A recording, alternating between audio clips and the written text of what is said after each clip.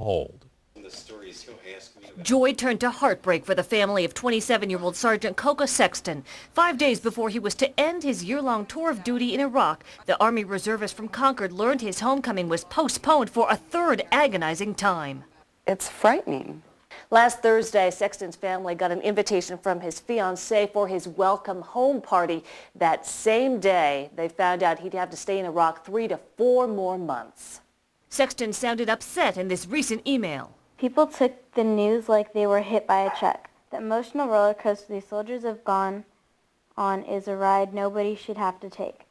Sexton's 341st San Jose-based military police company had packed up their equipment, done dodging explosives outside Fallujah. Now his unit would be guarding prisoners accused of setting up the deadly ambushes.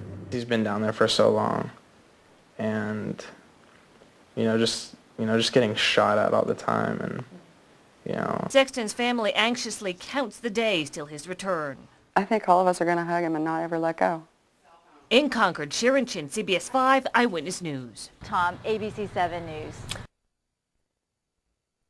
Returned to their loved ones over the weekend.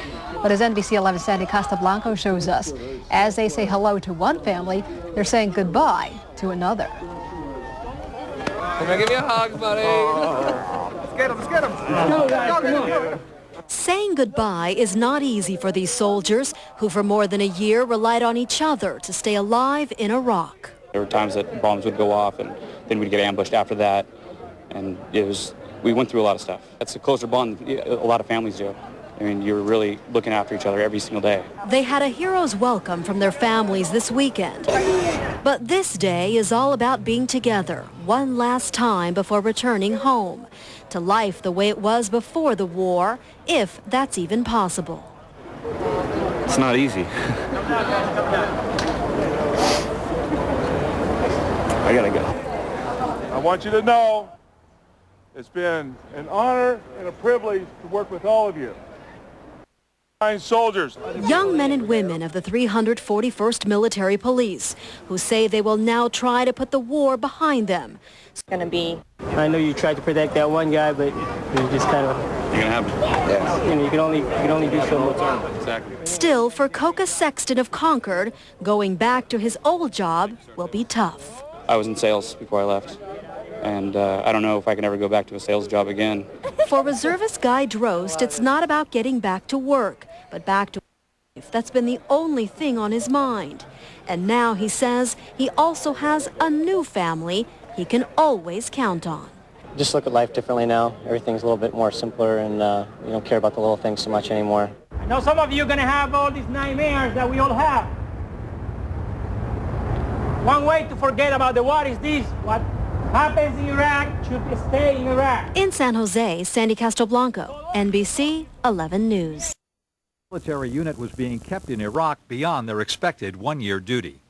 The unit was really, they were heartbroken. Everybody thought they were going home. Army Reserve Sergeant Coca Sexton of the San Jose-based 341st Military Police got the orders to stay 5 days before he was supposed to come home. It meant another 3 months of combat patrols, dodging hidden roadside bombs, and almost hopelessly trying to keep Iraqi drivers from getting killed in the explosions meant for him. The best way I can explain it would be if you're driving down 680 and there's north and southbound lanes, they would, if northbound was closed, they'd just continue north in the southbound lanes and just really screwed everything up. Sexton says the U.S. military is spread so thin in Iraq, he and his fellow soldiers found it hard to believe they were going home, even as they prepared to board the plane to leave. I remember standing on the tarmac waiting for our plane and looking at the plane that said McChord Air Force Base and saying, oh, they can still tell us, we're staying. The unit returned to a joyous homecoming at Moffett Field last month, even though there's no guarantee they won't be ordered back. It could happen.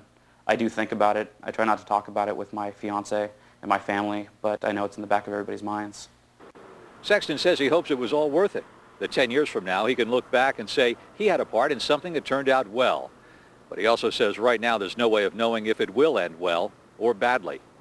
At the headquarters of the 341st in San Jose, I'm Tony Russomanno, CBS 5 Eyewitness News.